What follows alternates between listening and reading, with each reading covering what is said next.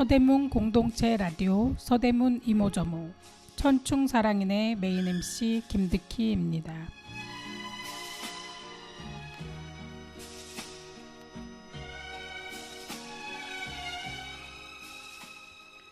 추석 연휴에 한글날 연휴까지 올 10월은 5월 못지않은 가정의 달이 되었습니다. 추석이라 가족 친지들을 만난 음식도 먹고 오랜만에 서로의 안부를 물으며 서로를 위로하는 즐거운 명절이 되셨을 거라 믿습니다. 추석의 여독등으로 많이 힘들었을 분들을 위한 위로인 듯한 한글날 연휴는 정말 그 어느 때보다 쉼이 있는 휴일을 제공해 주었는데요. 이제 다시 일상으로 우리가 나왔습니다. 연휴를 마치고 힘차게 일상으로 나가는 멋진 천충사랑인의 청취자분들을 응원하면서 영화음악 페임 듣고 오겠습니다.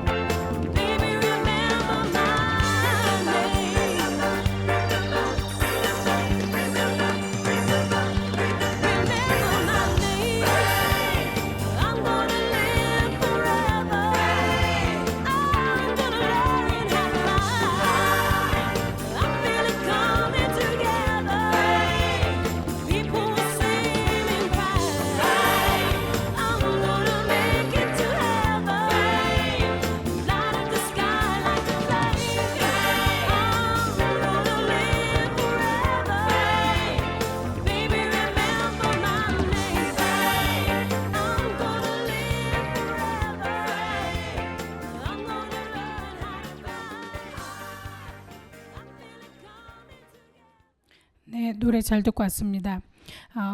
이 노래가 주는 의미는 페임이라는 게 영광, 명성 뭐 이런 의미를 갖고 있거든요. 근데 이제 이런 거를 당신과 함께 나누고 싶다, 함께 하고 싶다 하면서 이제 그 함께 뛰어오르자. 라는 의미를 갖고 있고 그래서 중간에 계속 이런 단어가 나요. Remember, remember, 나를 기억해라. 난 너와 함께 너에게 영광을 줄 것이다. 같이 함께 하자. 불꽃처럼 저 하늘을 밝히자. 영광으로 이렇게 나오는 노래거든요. 그러니까 잘 계속 이제 들어보면 기분이 좋아지는 음악입니다. 우리에게 그 영광을 준 일이 어떤 게 있을지 우리 오늘 천충사랑인에 나오신 출연진 소개하고 같이 함께 이야기 나누겠습니다. 안녕하세요. 보조 MC 김유득입니다. 네, 반갑습니다. 네, 선생님 안녕하세요. 네. 네. 선생님 사실 아시안 게임이 어제 그저께 폐막을 했거든요. 그렇죠. 예, 16일 동안 그 열전을 마무리하고 8일날 그 막을 내렸는데요. 네. 선생님은 그 이번 아시안 게임 하면서 어떤 걸 많이 느끼셨어요? 우리나라 대표 선수들이 정말 최선을 다해서 노력하고 금메달을 따시고 또 한 경기마다 정말 열심히 하시고 최선을 다하는 모습에 감동을 많이 받았습니다. 그러게요. 이번에 보면 이 종목에서는 우리나라가 약한데라고 했던 종목에서도 너무 열심히 해서 기대 이상의 그 성과를 내고 메달을 따가지고 오는 모습을 많이 봤거든요. 그래서 굉장히 그 기억에 많이 남더라고요. 정말 대단하구나. 저렇게 하는구나. 근데 선생님은 어떤 종목이 가장 이렇게 기억에 남는 게 있으셨나요? 저는 보셨던 것 중에서 축구가 가장 가슴에 와닿았습니다. 우리나라 한일전은 또 자다가 또 일어나서 온 가족이 응원을 하는 그런 귀한 경기잖아요. 근데 한일전에서 1대0으로 지고 있어서 너무 마음이 아팠는데 동점골을 넣고 그다음에 추가 쐐기골까지 박아서 정말 금메달을 따는 순간 한호의 박수를 쳤던 기억이 있습니다. 그래서 온 동네가 들썩들썩했던 그렇죠. 한일전. 네, 우리나라에서는 한일전에서는 꼭 이겨야 된다는 그런 룰이 있죠. 네, 정말 수고 많이 하셨고 이번에 보니까 우리 선수들이 굉장히 힘들게 좀 아쉬운 것도 많고 정말 축하할 일도 많은데 메달을 엄청 많이 땄더라고요. 이번에. 네. 그 메달 순위 3위에 올랐는데 이번 3위는 그냥 3위가 아니던데요. 그래요? 선생님 소개 좀 해주세요.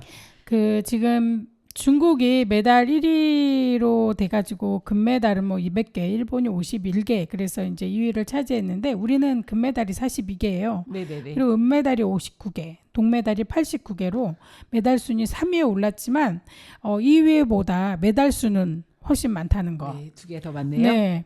그리고 5순위까지 이렇게 봤을 경우에도 우리 3위하고 4위는 굉장히 차이가 많이 벌어지더라고요. 예, 그러네요. 네. 그리고 뭐 사실 메달 수로 치자 그러면 우리가 2위가 아닌가. 근데 굉장히 우리나라 사람들이 인구가 그렇게 많진 않거든요. 네. 그런데 비해서 굉장히 많은 메달을 땄고 수고를 많이 했구나. 네, 그렇죠.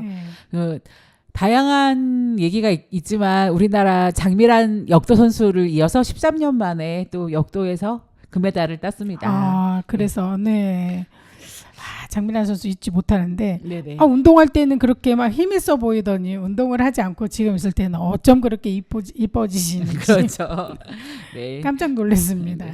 그래서 13년 만에 장미란 키즈 박혜정 선수님께서 이번에 역도 선수로서 또 금메달을 따셔가지고 너무너무 좋았고요. 그리고 또 배드민턴에서 우리 선수가 무릎을 다쳤는데도 경기 중에 네. 그래도 또 열심히 또 이겨내셔서 중국 선수를 이겨서 또 2대1로 배드민턴에서 금메달을 딴 것도 눈에 쏙 들어온 얘기 중에 하나였고요. 진짜 배드민턴이 기술이 굉장히 발달을 했더라고요. 네네네. 그러니까 그쪽 상대방에서 인도랑 했었던 것 같기도 한데 굉장히 이렇게 기술을 막 쓰는데 네. 그 중간에 그 기술을 막아서 딱 쳐서 이겨내는 거 보고 그래 배드민턴은 저렇게 쳐야 돼. 네, 맞아요. 솔직히 우리가 쉽게 접할 수 있는 운동이잖아요. 그럼에도 불구하고 많이 잘 못하긴 하는데 배워보고 싶은. 그렇죠. 배드민턴이 우리나라가 29년 만에 금메달을 딴 거예요. 네. 예, 그렇죠. 안세영 선수가 무릎을 다쳐서 엄마가 포기하라는 사인을 했었지만 그래도 중국을 꺾고 금메달을 땄는데 그것도 29년 만에 아시안 게임에서 정말 대단한 금메달을 따셨네요. 네, 그게 하루 아침에 나온 기술이 아니더라고요. 그거 그쵸. 하는 거 보니까 이거는 그 운이 아니라 100% 실력이라는 거를 알 수가 있겠더라고요. 그렇죠. 우리 선수들이 움직임이 예사롭지 않았어요. 그리고 우리나라 사격과 양궁은 세계를 뛰어넘어서 그쵸. 아시아를 뛰어넘어서 세계 선수권에서도 1등 하시잖아요. 근데 네. 정말 올해도 이번에도 아시안 게임에서 사격과 양궁에서도 많은 금메달이 나왔어요. 그것도 너무 좋았고요. 그렇죠. 그다음에 선생님 롤러스케이트가 또 금메달을 따신 거 아세요? 롤러. 그랬어요. 네네. 그 선생님 좀 설명을 좀 자세하게 해주시면 좋겠네요. 일단 제가 롤러스케이트에서 금메달 딴 거는 이번에 저는 처음 봤거든요. 네네. 그것도 좀 너무 좋았고요. 그리고 또 다양하게 금메달 따신 분들이 많이 있으신데 뭐 수영할 때 어땠어요? 수영이요? 아시안 게임 수영 제가 한번 확인해 볼게요.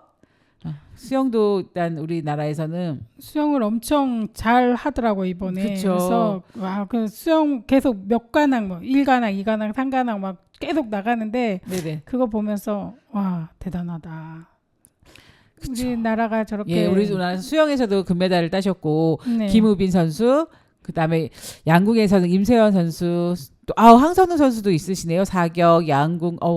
정말 우리나라가 모든 대회에서 정말 많은 금메달이 나오셨네요. 네, 금메달 많이 따서 너무 막 이번에는 그냥 하면은 계속 금메달을 따는 거예요. 그렇죠. 나가기만 하면 따는 거라 정말 대단했어요. 지금 네네. 볼 때마다 우리 따는구나.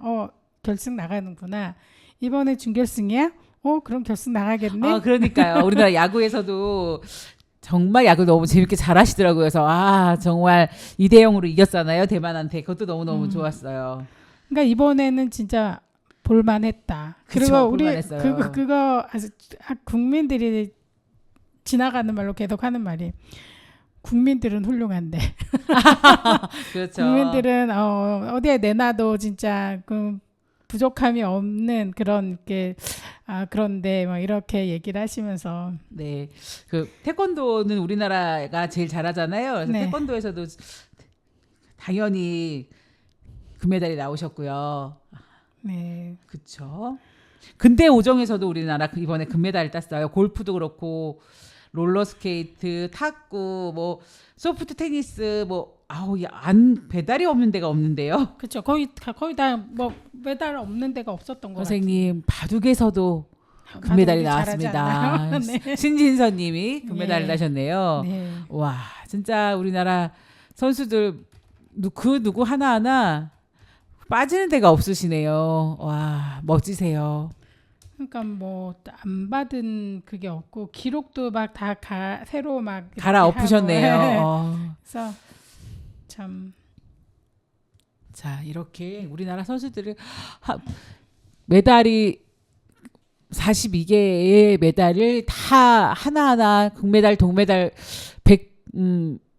금운동 모든 선수들의 이름을 하나하나 열거할 수는 없지만 이 선수들이 열심히 노력하셔가지고 만들어낸 일궈낸 성과는 정말 박수를 보내드려야 될 것 같아요. 네, 정말요. 총 190개나 땄어요. 네네. 네, 정말 이거는 1등에 버금간다고 볼 수 있을 정도로 굉장히 많이 딴 거거든요.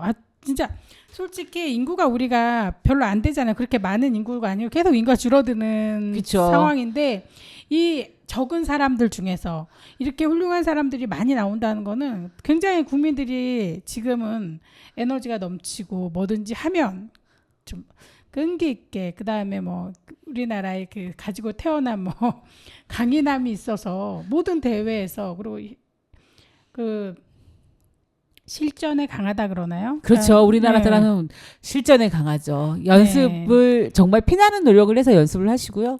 그 많은 운동선수 중에서 대표 선수가 되기 위해 너무나 많은 노력을 하신 것도 알고 있고요. 네. 아. 진짜 뭐 우리 뭐 마라톤에서도 마라톤 수영에서도 따고 뭐 주짓수 여기에서도 땄네요. 메달을. 아, 많이. 그래요? 진짜 은메달 따고 예. 우리나라 선수들 모두가 진짜 한 마음 한 뜻으로 정말 응원해드리고 박수를 쳐드리고 싶습니다. 이렇게 네. 힘든 시국에 이렇게 많은 분들이 금메달을 따시고 우리 나라 위상을 높게 해주시는 게 너무너무 좋은 것 같아요. 네, 뭐 핸드볼 뭐 안 딴 데가 없어요. 뭐 세상 저는 잘 모르는 뭐 종목도 있는데 여러 그렇죠. 가지 종목에서도 많이 따고 참 진짜 우리나라 국민들이 요즘에 TV 볼만 했을 것 같아요. TV를 키면 나와서 메달을 따고 결승에 들어가시고 하는 모습이 정말 TV 채널을 틀었을 때 너무너무 볼거리가 많아서 너무 좋았던 것 같아요. 아 근데 지금 복싱도 아시아 게임 종목에 들어가 있고 네네. 그다음에 뭐 그 선생님이 들어봤는지 모르겠는데 뭐 컴퓨터로 이렇게 하는 게임이요. 왜 롤게임. e스포츠 뭐 이런 것도 네네네네. 있고 여러 가지 그래서 요즘에 그런 말이 있잖아요. 애들 게임을 못하게 하는 걸 후회한다. 막 그런 말도 있어요. 왜냐면 이 e스포츠가 아이들이 하는 롤 게임이거든요. 근데 거기서 금메달을 따갖고 왔어요. 그래서 그 얘기도 있더라고요. 이게 그 어떤 분들은 뭐 이게 운동이 아니지 않냐라고도 네네네. 얘기하는데 이제 그게 그 아시안 게임 종목으로 들어갔다는 건 인정을 받았다는 거 아닌가 생각이 드는데 그렇죠. 그거에서도 우리나라 그 선수들이 1등을 하고 참 뭐 여러 가지 그 이번 아시안 게임으로 인해서 종목을 더 많이 알게 됐고 종목이 굉장히 많이 늘어난 것 같더라고요. 그러니까요. 그렇죠. 많은 종목이 있는 것 같고요. 네, 그 그 예전하고 다르게 네네. 종목이 훨씬 많아진 것 같아요. 종목도 많아졌는데 우리 아이들을 어릴 때부터 너 공부해 할 게 아니라 뭐 잘하는 게 있으면 열심히 해 하고 밀어줘야 되는 것 같아요. 그렇죠, 좀 더. 그렇죠. 구체적으로 이런 게 있으니까 좀 더 열심히 해봐. 게임도 못하게 하고 하는 게 아니라 열심히 해봐. 이렇게 해야 되는 시대가 온 것 같아요. 그러니까요. 이런 거를 이렇게 다 뭉쳐가지고 우리가 신청곡이 들어온 게 있는데요. 문유리 선생님이 그 이연서의 조금 느린 아이 듣고 싶다고 했는데 이 노래가 우리 아이들에게 응원을 해주는 노래 같은 느낌이 들더라고요. 우리 함께 듣고 와서 또 재밌는 얘기 나누겠습니다.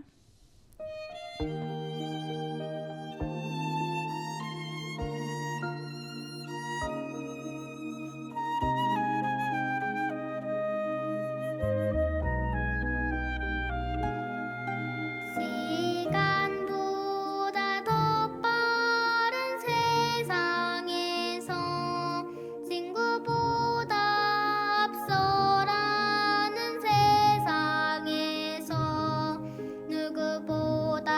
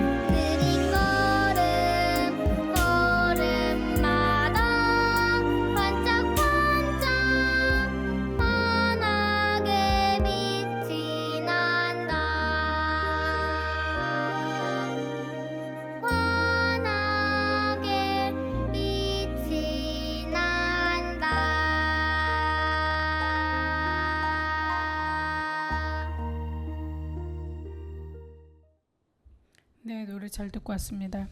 지금 이제 얘기를 하려다 보니 계속 우리 자랑만 하는 것 같은 느낌이 듭니다만, 선생님 그 10월 9일이 어떤 날이었는지 아시는지요? 네, 한글날입니다. 네, 한글은 정말 우리나라에서 직접 만들었는데 네. 다른 나라 말 같은 경우에 예를 들어 영어라 그러면 영어를 쓰는 여러 나라가 있지만 그거는 그 여러 나라에서 만든 게 아니잖아요. 그렇죠. 그러니까 서로 이렇게 공유하는 공통 언어로 이렇게 사용을 하고 있지만 정말 한글은 우리나라에서 그 어떤 분이 직접 세종대왕님께서 훈민정음을 네, 펼쳐내신 거죠. 만드셨는데 네. 정말 이게 애민정신, 그 국민들을 사랑하는 마음으로 마음 하나에서 시작해서 이 한글을 만들었다는 자체만으로도 정말 대단하다라는 생각이 들거든요.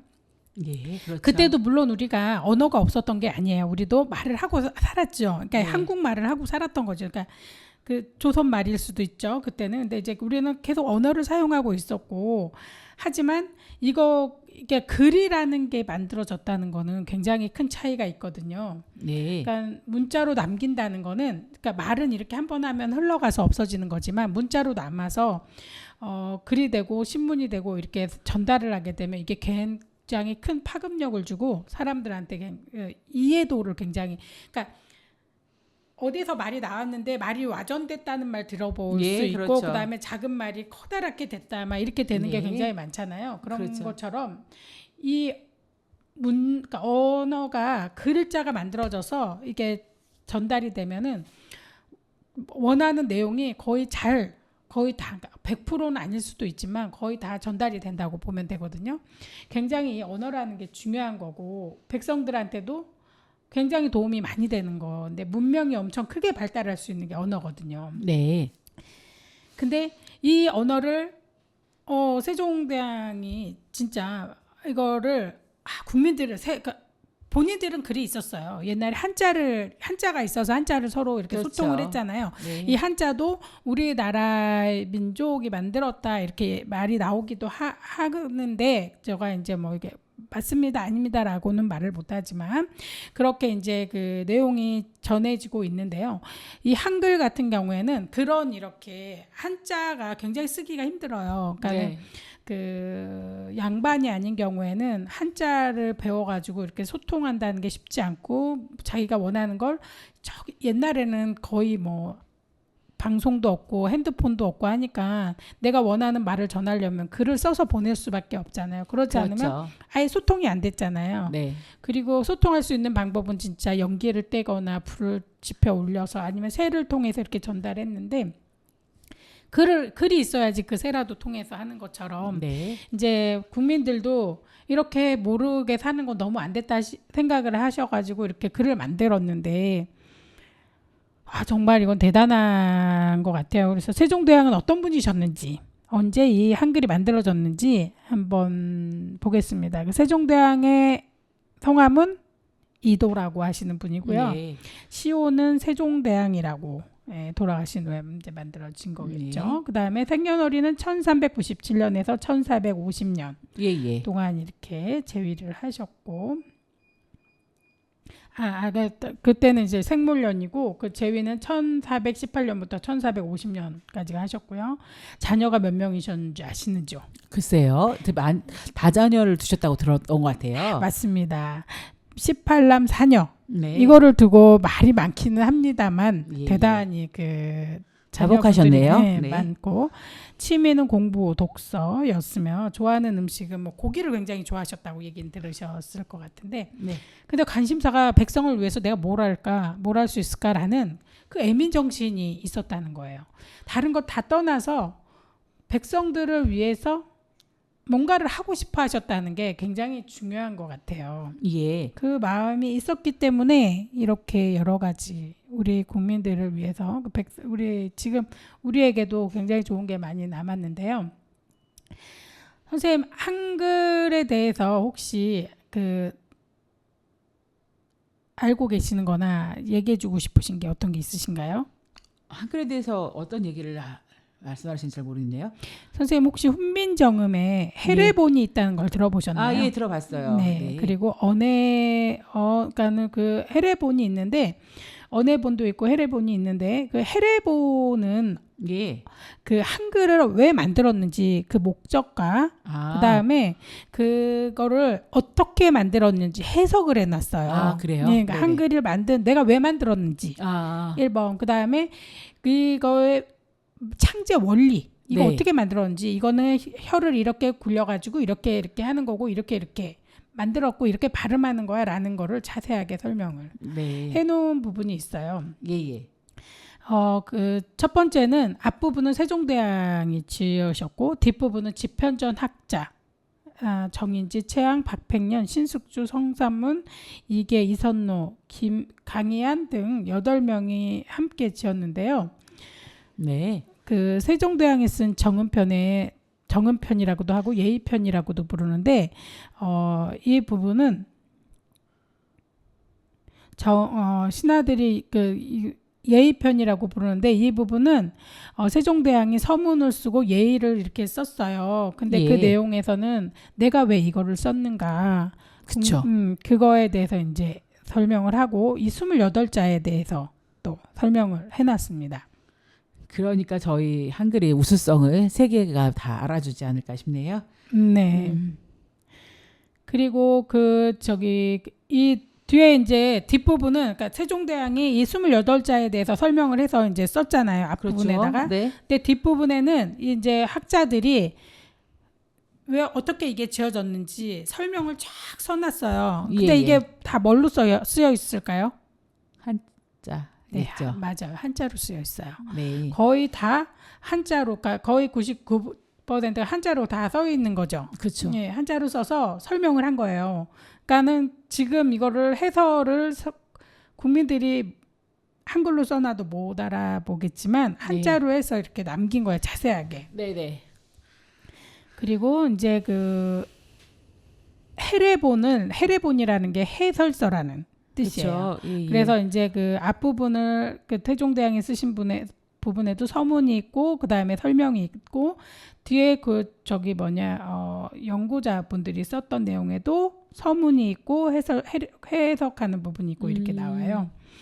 근데 이제 언해본이라고 하는 거는 이제 또 나와 있는데요. 예. 그 언해본은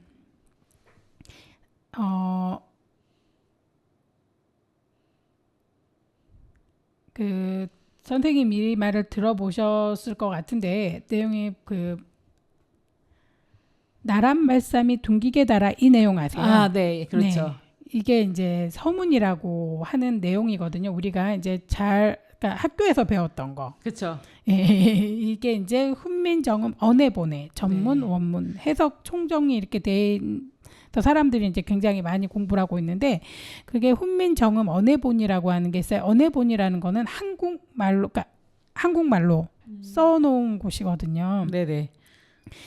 이게 어떤 내용이냐면 나란 말 서문에 나와 있는 게 네. 나란 말씀이 둥기게 달아 문자와로 서로 삼았디 아니할세 이런 네. 전차로 어린 백성이 니르고저 홀빼 있어도 마참네 제 뜻을 실업하지 못할 놈이 하니라 내 일을 위하여 어여삐 여겨 새로 28자를 맹가노니 사람마다 희여 수빈이겨 날로 쓰매 편안케 하고자 할 따름이니라 라고 이렇게 돼 있거든요. 그렇죠.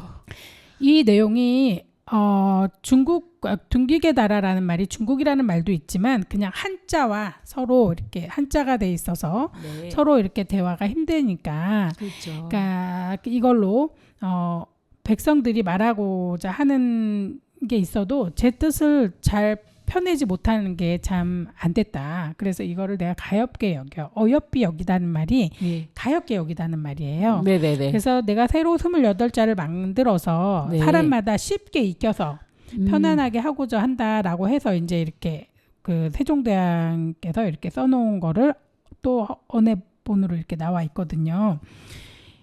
선생님이 이거를 보시면서 이 한글을 보면서 한글 배우기 어려웠었나요? 아니요. 그렇게 우리나라 사람들이 각야, 격여, 고교 그렇게 나오는 그걸 보면서 배웠는데 듣고 말하고 듣고 쓰기가 되게 편했던 것 같아요. 이게 어렵지 않았어요. 선생님 하루 만에 배우는 아이들도 굉장히 많았고 옛날에 선생님 기억나시는지 몰라도 초등학교 들어가기 전에 옛날에 엄청 생활이 바빴잖아요. 그렇죠. 엄마들이 한글 가르쳐주기 쉬웠나요? 아니요, 쉽지 어려웠을 않았죠. 것 같아요. 그래서 그냥 기억 니은 디귿 리을 미음 비읍 시오 디응 찌읒 그래서 히읗까지 딱 써놓고 이거 외워라. 그다음에 그렇죠. 아야 어여 이렇게 써주고 이거 외워라. 이거 네. 붙이면 이렇게 발음된다. 아, 라고 맞아요. 기억이 하루가 나네요. 이틀 정도 가르쳐주고 네네. 끝냈던 경우가 굉장히 많았었어요. 음.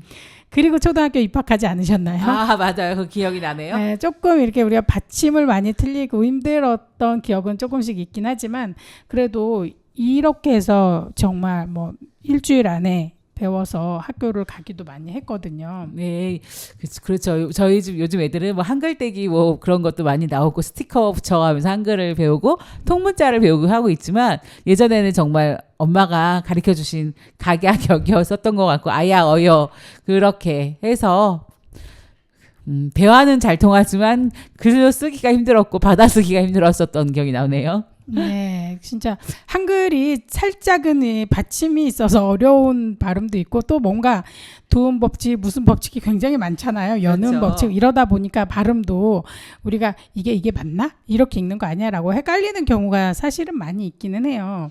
하지만 정말 다른 언어에 지금 뭐 영어도 배워보고 뭐 다른 나라 말 배워보면 우리나라 말처럼 쉬웠던 게 없었던 것 같은 느낌이 듭니다. 맞아요, 맞아. 네, 이렇게 재밌는 한글에 대해서 좀 더 이야기 나누게 또 신청곡 들어온 거 한 곡만 듣고 이야기 나누겠습니다. 윤웅섭 님이 신청해 주신 박강수의 가을은 참 이쁘다 듣고 오겠습니다.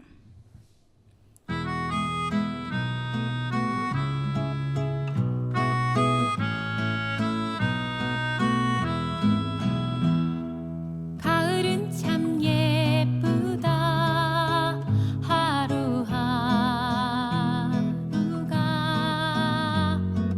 코스모스 바람을 친구라고 부르네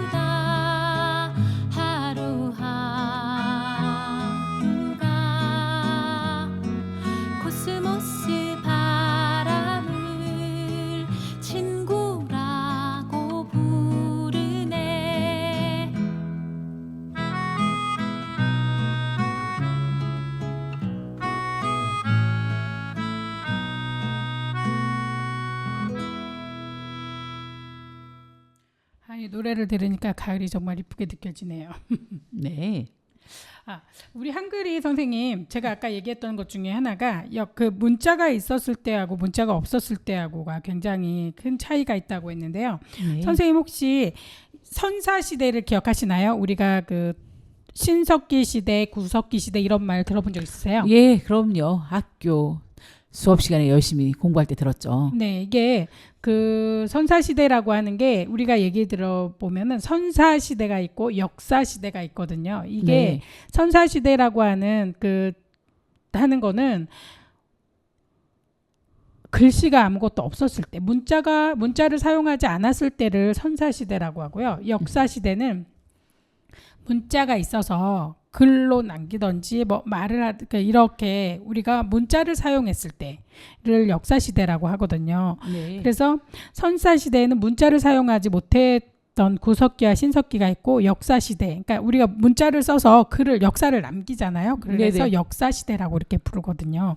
그래서 우리가 최초에는 구석기고 그 다음에 새로운 돌멩이도 이렇게 갈아서 쓰고 이렇게 했었을 때를 신석기라고 하고, 네. 그냥 무조건 있는 대로 있는 돌 주워다가 쓴다든지 그냥 깨가지고 쓰는 뗀석기 이런 때는 구석기라고 부르지만, 그 돌을 갖다가 이렇게 뭐 갈고 이쁘게 만들어서 이렇게 살고 이럴 때를 이제 또 우리가 신석기라고 해서 석기를 또 다르게 만들어서 사용했다라고 얘기를 하는데, 우린 청동기 시대부터 예. 굉장히 오래전부터 우리는 문자를 사용했어요. 청동기 시대, 그다음에 철기 시대, 이때 문자를 다 사용했거든요. 예, 예. 근데 이렇게 역사를 바꾸는 굉장히 그러니까 옛날 기록은 아무것도 남아 있는 거예요. 구전되거나 벽에 그림 그려져 있는 거 있잖아요. 예, 선사 예, 시대 예, 때는 봤어요. 이것밖에 네. 없지만, 역사 시대로 가면서 무궁무진한 우리의 과거의 그 역사로 인해서 그 사람들의 삶과 그 다음에 문화가 다 전달이 되거든요. 그렇죠. 그런데 이런 훌륭한 그 한글이 만들어진 거에 대해서 좀 더 궁금하고 자세하게 알고 싶은 부분이 있는데, 혹시 선생님 한글날이 언제 제정됐는지 아시나요? 예, 우리나라는 훈민정음 곧 오늘의 한글을 창제해서 세상에 펴낸 것을 기념하고, 우리 글자 한글의 우수성을 기리기 위한 국경일은 1926년 음력 9월 29일 날 지정했습니다. 그날을 그때부터 한글날이 지정됐네요. 각야날로 그 시초이며 1928년 한글날로 제정되었습니다. 강복 후 양력 10월 9일로 확정되었으며 2006년에 국경일로 지정됐습니다. 그렇군요. 네. 그리고 우리 한글이 1997년 10월 유네스코 세계 기록 유산에도 등재가 되어 있습니다. 그 세종실록에 보면 1446년도에 그 음력 9월 29일 날 그 기록에 보면 훈민정음이 9월 중이 반포된 걸로 이렇게 추정돼서 나오는데, 네. 그때 그 1446년도에 만들어져서 이렇게 반포되고 이렇게 된 것 같아요. 네, 근데 예. 선생님 말씀하신 것 중에서 한글을 각야글이라고도 불렀다고 하는데, 선생님이 아까 각야의 날이라고 하셨잖아요. 예. 그런 거 보니까 지금은 한글이라고 하지만 그때는 한국에서 쓰는 말은 두 가지였잖아요. 그 문자가 네, 그러니까 그렇죠. 한자도 있고 이렇게 하니까 얘는 각야글이다. 네, 각야날. 네, 가가격여 하니까. 네, 그렇죠. 굉장히 재밌는데요. 이거 각야글 이거 괜찮은 것 같은데요. 선생님 어떠세요? 그렇죠. 우리 각야, 재밌는데요? 격여, 나나, 너녀 하면서 배웠었던 거죠. 그러니까 각야글이 한글보다도 더 좀 뭐라 그러지? 귀엽게 다가오는데요. 그러게요. 애기들도 발음할 수 있는. 네, 그렇죠. 어디나 그 도서관이나 아니면 뭐 마트에 가도 아이들을 위한 가가글을 판매하잖아요. 네. 벽에다 붙이는 가가, 격여, 고교, 나나 그런 거. 우리 예, 그게 각야결의 글의 시초인가 보네요. 각야글 좋습니다. 네, 맞아요. 재밌네요. 그 선생님 한글날이 공휴일로 만들어진 게 언제부터인지 아세요? 아까 제가 국경일이라고 말씀드리지 않았었나요? 네, 국경일로 된 게 1945년도부터잖아요. 강복하고 나서 바로 그냥 공휴일로 지정을 했는데요. 그렇죠. 너무 좋은 것 같아요. 예. 이번 휴일은 정말 올해 10월은 정말 휴일이 엄청 많네요. 네, 와. 많이 들어서 정말 편하게 쉬었습니다. 예.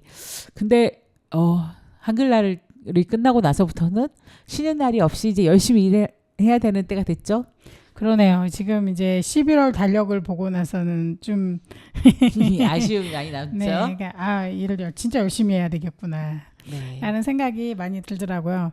근데 선생님 그러니까는 선생님은 생각을 하시고 계시는지 모르겠지만 추석 지나서 설날은 그렇게 멀지 않거든요.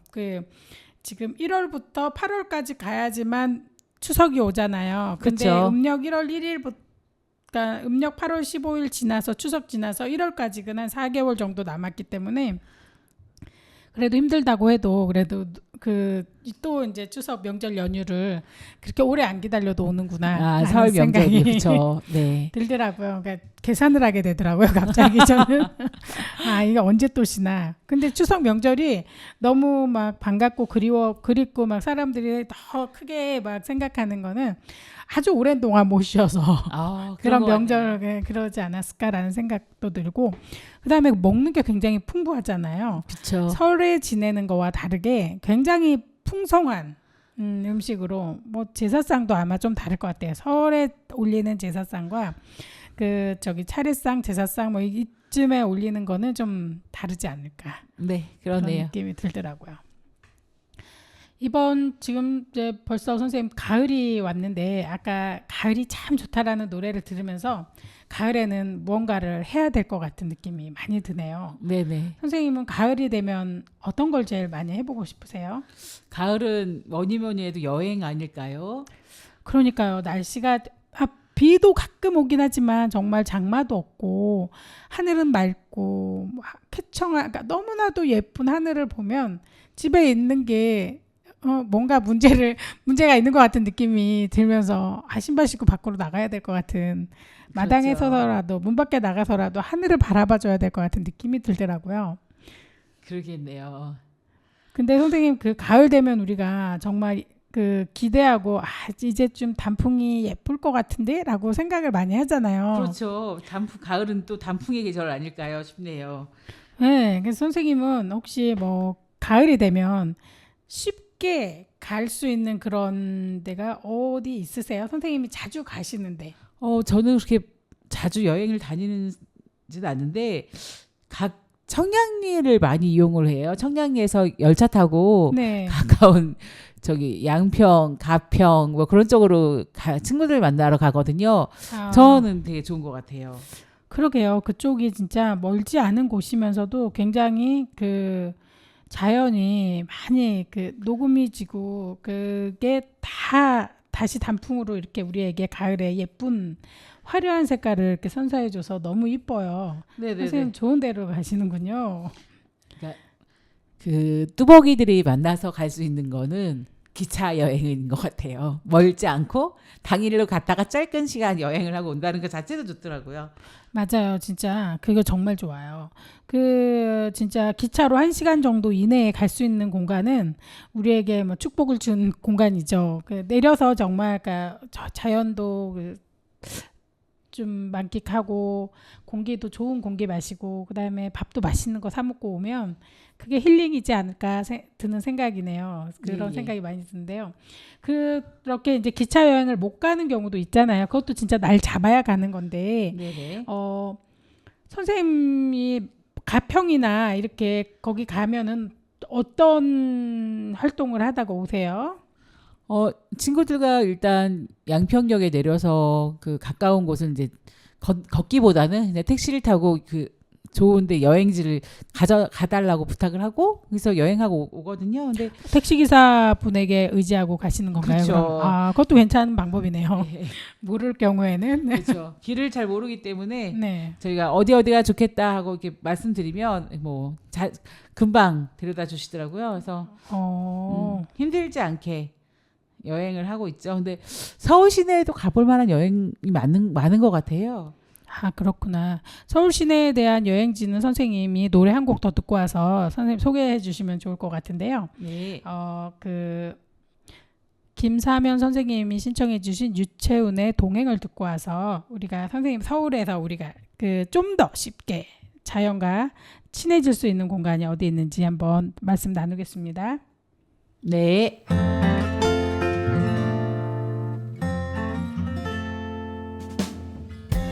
푸르게 선명한 밤 어김없이 다정한 사람아 고마워. 다시 한번 가득 널 품에 안고서 부를게 언제나 그리운 달빛바다 네 이름.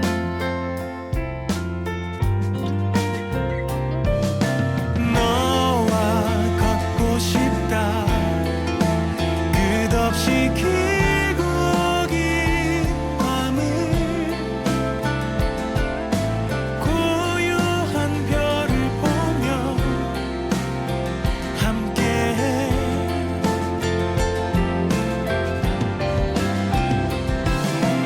너와 부르고 싶다. 별빛이 찬란한 꿈에 행복한 우리들의 노래.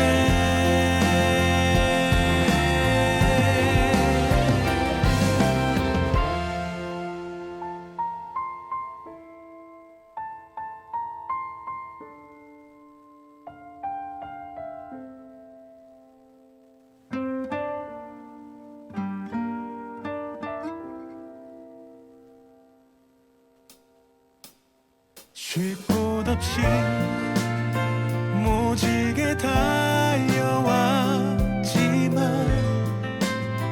맘속에 언제나 다정한 가을 하늘 네 얼굴.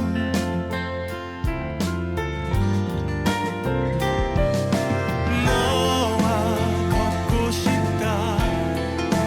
끝없이 길고 긴 밤을 고요한 별을 보며 함께해.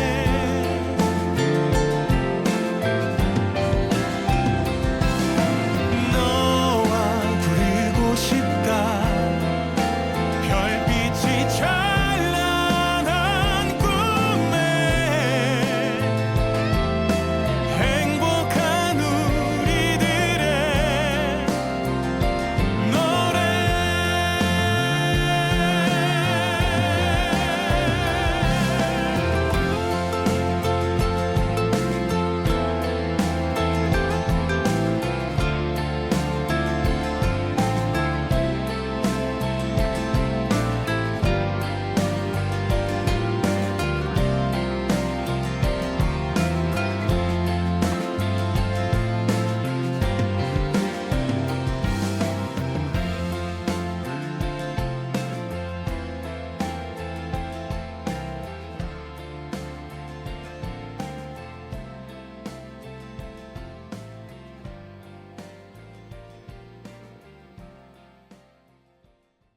네, 노래 잘 듣고 왔습니다.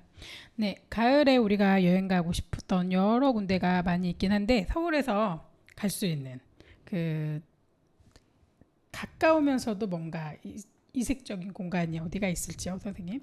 예, 일단 남산을 가게 되면 남산 공원을 볼 수 있고 그다음에 N타워, 남산 N타워를 가서 서울타워를 올라가면 서울 시내가 다 내려다 보잖아요. 그래서 차 한 잔 드시면서 서울 구경을 할 수 있고 네. 남산을 가면 단풍이 많이 들어있는 곳을 볼 수가 있어요. 그리고 우리나라에서 한옥마을, 북촌 한옥마을도 있어서 가까운 거리에 한옥을 보고 조선시대에 만들어진 한옥을 잘 볼 수 있고요. 그리고 우리나라 그 경복궁도 있어요. 아, 그렇죠. 그리고 그 선생님이 말씀하신 한옥마을 저도 가봤는데 너무 좋았고요. 그래서 궁도 굉장히 그 단풍이 많이 들고 예쁘더라고요. 그렇죠. 경복궁, 덕수궁 다 주죠. 덕수궁, 뭐 창경궁 구경궁. 너무 예. 예쁜 데가 많더라고요. 근데 더 중요한 거는 우리가 이제 경복궁, 덕수궁 이런 데 굉장히 저렴해요, 입장료가. 네. 그래서 그리고 한복을 입으면 공짜인 것도 아시죠? 그렇죠. 한복을 항상 입고 해야 되겠네요. 그리고 그 경복궁 같은 경우에 지금은 뭐 3,000원 입장료, 덕수는 1,000원 막 이렇게 돼 있는데 굉장히 저렴하면서 우리가 갈 수 있는 공간이고, 국립중앙박물관, 그다음에 서서울 호수공원, 뭐 이렇게 갈 곳이 굉장히 많아요. 네. 선생님 더 아는 곳이 있으신가요? 저는 지금 그 별마당 도서관이라고 각 그 책을 읽고 하는 곳도 있어서 한번 네네. 소개해드리고 싶고요. 네. 네. 그리고 또 가볼 수 있는 거는 명동에, 우리나라 명동 가시면은 많은 사람들이 오시잖아요. 네. 네. 그래서 많은 분들이 오셔서 그 다양하게 명동 난타 같은 공연도 볼 수 있고, 또 많은 외국인들 오셔서 명동에는 우리나라에서 판매하는 다양한 화장 여러 가지를 볼 수 있잖아요. 그것도 좋았던 거고, 청계천도 정말 잘 만들어져 있어요. 좋은 네. 데가 많네요. 그리고 시내 조계사, 뭐 봉은사 이런 데도 많이 있는데 네, 청와대도 있고요. 네, 우리나라에서 정말 만들어 놓은, 그러니까 예스러운 그런 집들도 볼 수 있는 데다가 절이면서 거기가 굉장히 잘 꾸며져 있거든요. 구경 네네네. 가셔도 좋을 것 같고, 이렇게 이제 서울숲공원 아까 말씀드렸는지 몰라도 올림픽 공원도 있고 우리가 무료로 이용할 수 있으면서도 좋은 곳이 많은데, 선생님 어린이대 공원 가보셨어요? 어릴 때 많이 가봤죠. 거기는 굉장히 공간도 넓으면서 자연이, 그러니까 아이들이 뛰어놀기에 굉장히 좋아요. 그리고 놀이기구 탈 때도 이게 입장료를 내는 게 아니라 탄 만큼 이렇게 낼 수 있고, 어른은 안 탈 때 아이들만 태울 수도 있고 해서 굉장히 이것도 이제 뭐 비싸지 않게 이렇게 놀 수 있는 공간이어서 좋았어요. 여의도 한강공원 빠지면 아쉽네요. 그러네요. 진짜 요즘에 한강이 막 핫플레이스 같아요. 불꽃 축제도 있었고. 되게 맞아요. 아주 그냥 100만 명이 모였다고. 이번에 정말 안전하게 보셨다고 하니까 너무 좋더라고요. 너무 다행이네요. 정말 이번 올해도 진짜 많이 이렇게 이제 가을로 접어들어 왔네요. 벌써 선생님. 예. 10월 8일 뭐 아시안 게임 끝나는 폐막식이 있었던 날이 한로예요. 차니슬이 맺히는 날이었거든요. 예. 이렇게 계절이 우리 몰래 살짝 이렇게 변해가면서 이제 10월 24일이면 서리가 내리기 시작하는 상강이 온대요. 네. 이렇게 하면서 이제 계절이 막 가고 있거든요. 이 계절 가는 거 아쉬워하지 말고 좀 더 이렇게 추억을 누리면서 행복하게 살았으면 좋겠는데요.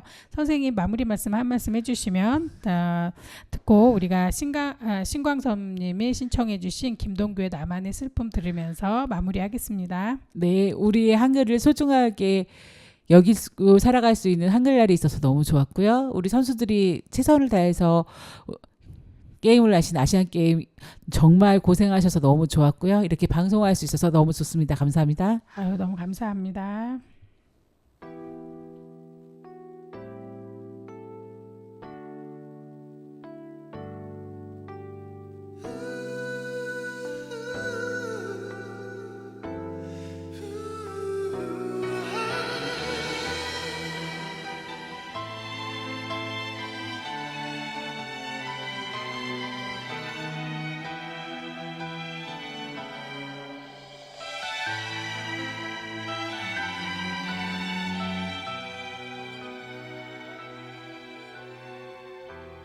내 소식 그녀가 들을 때쯤에 난 아마 세상 어디도 없겠지.